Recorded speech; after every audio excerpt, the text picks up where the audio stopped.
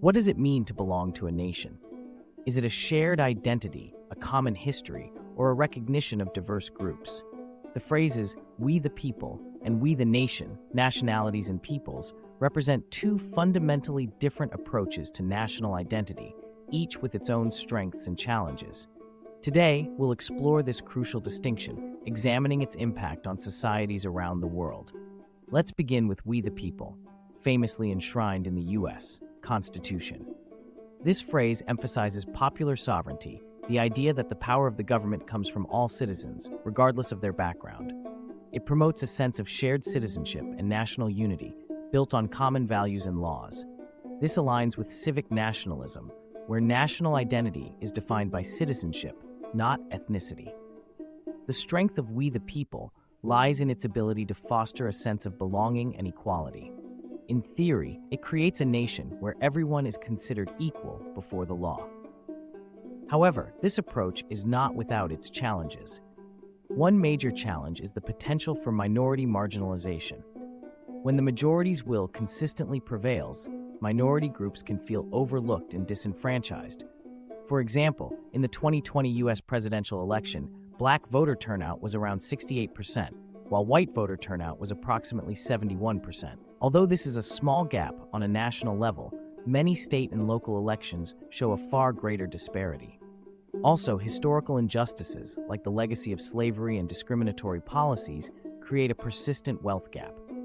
According to the Federal Reserve's 2019 survey of consumer finances, the median white family had a net worth of $188,200 compared to $24,100 for Black families and $36,100 for Hispanic families. Then there is the very real concern of the tyranny of the majority. Now let's turn to "we the nations," nationalities, and peoples. This phrasing acknowledges the distinct identities of various ethnic and cultural groups within a nation. It reflects a commitment to recognizing and respecting diversity, often prioritizing group rights and self-determination. Ethiopia is a particularly complex and crucial example. Its 1995 constitution, adopted after the overthrow of the Derg regime, explicitly enshrined ethnic federalism. This system divides the country into regions based on ethnicity, granting each region significant autonomy. The intent was to address historical grievances and ensure that marginalized groups had a voice in their own governance. With over 80 distinct ethnic groups, including the Oromo, Amhara, Tigray, Somali, and many others, this model was designed to give each group a degree of self-rule and to prevent the dominance of any one group. This framework is often seen in nations with a history of diverse populations and colonial legacies, or in cases such as Ethiopia, where the nation is formed from many different long-standing and very different cultures. In Ethiopia's case, it was a response to decades of centralized rule that had suppressed ethnic and cultural diversity. With the Oromo group now holding significant leadership positions, Ethiopia continues to grapple with the inherent complexities of its multi-ethnic federal system. Recognizing distinct ethnic groups, while intended to foster representation, has also precipitated substantial challenges. The risk of national fragmentation remains a pressing concern. For instance, the escalating tensions between the Tigray and Amhara regions have devolved into violent conflict, with the 2020-2022 Tigray War, rooted in political disagreements and historical grievances, triggering a devastating humanitarian crisis and regional instability.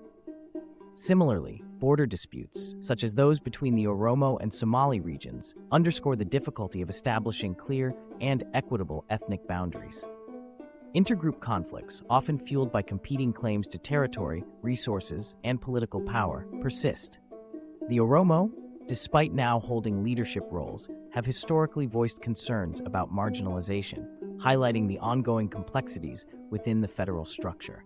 Moreover, the very definition of ethnic identity, who constitutes Oromo, Amhara, Tigray, or Somali, remains a source of contention and violence. The Constitution, while designed to promote inclusivity, has been criticized for solidifying ethnic divisions, thereby exacerbating tensions. Furthermore, the uneven implementation of the ethnic federal system has resulted in power imbalances and widespread resentment. Many nations strive to find a balance between these two concepts. It's rarely an either-or situation. Countries like Canada, South Africa, Belgium, and Bolivia have attempted hybrid models, incorporating elements of both unity and diversity.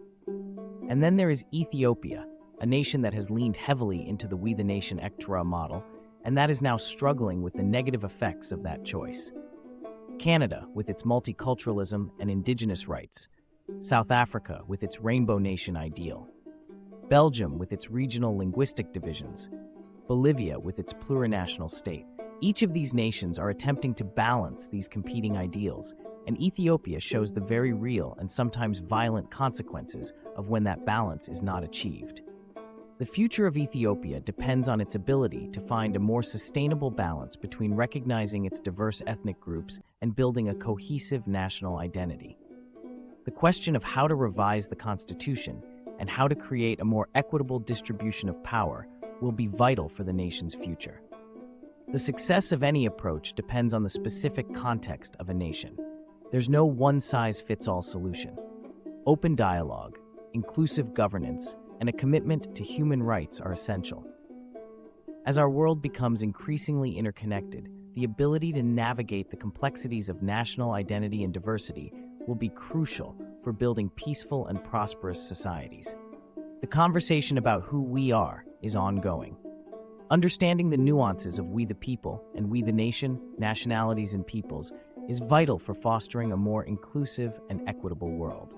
We've seen how both approaches have their strengths and weaknesses, and how nations like Ethiopia struggle to balance these complex concepts.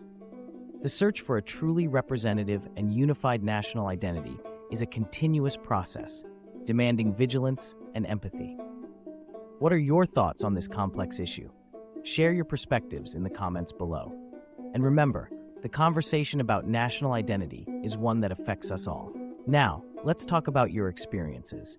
How does your country navigate the balance between unity and diversity? What are the key challenges to national identity in your society? And what steps can we take together to foster greater understanding and inclusivity? We'd love to hear your perspectives in the comments. Don't forget to subscribe for more in-depth explorations of these important topics and get notified when we release new videos.